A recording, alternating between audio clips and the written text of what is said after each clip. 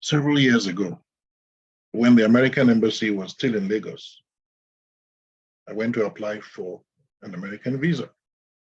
And in those days, you have to get there so very early to be able to get a visa. So I was there, woke up at 5 a.m., got there like 6 a.m., and then you had to wait. And we waited until like midday. That's like 6 hours waiting before they would open the door to allow us to come in. And then when it was nearing that time, I suddenly discovered that in my hurry to get there on time, I forgot to bring the money for the visa. So I've wasted 6 hours. I'm gonna have to go back home, come and do this again the next day. As I was going to leave the queue, the Lord spoke to me. He said, Femi, stay on the queue. When you get inside the American embassy, ask the next person you sit with to give you the money for the visa. I have instructed him to give you the money. Now, this is a tough one. I then had to decide whether I should cut my losses and just go back home and come back the next day, or take this chance that somebody that I don't even know would, just out of the blue, give me the money for a visa, which is not a small sum of money. In the end, I said, okay, the just shall live by faith. I decided, okay, I will go in.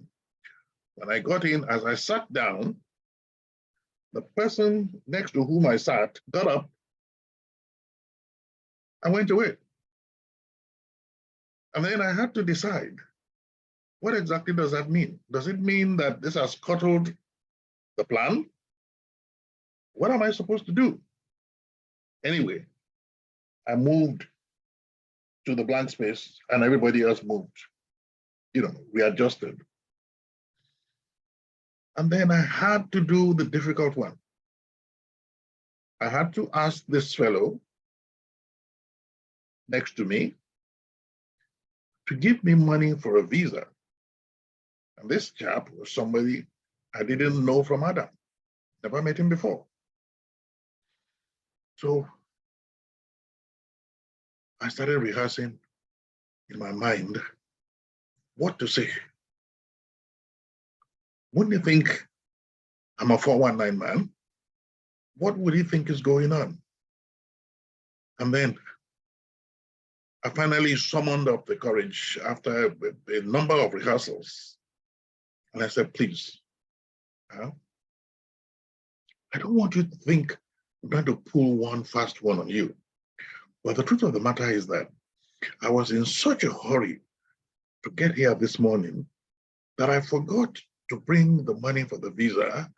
And the man shut me up. He said, that's okay, that's all right. I'll give you the money. Now, when he said that, I was convinced that he didn't exactly hear what I said. So I said, look, what I'm trying to tell you is that I was in such a hurry to get here. He said, I had you the first time. I said, I'll give you the money. Are you not Dr. Aribisala? Were you not a special assistant to the Minister of External Affairs?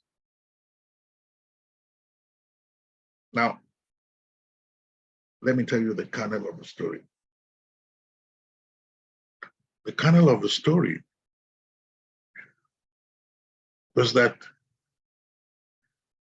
I always hated beggars. They're always harassing you on the road. You're in your car, they're pressing on your window, they're always, I didn't like giving money to beggars. But when I was rehearsing how to ask this man for money, what to tell him, how to make the presentation, Suddenly, the light went on, and I discovered that by an incredible twist of God's providence, the Lord had turned me into a beggar. I had to beg a man to give me money. And if he happens to be as insensitive as I normally am,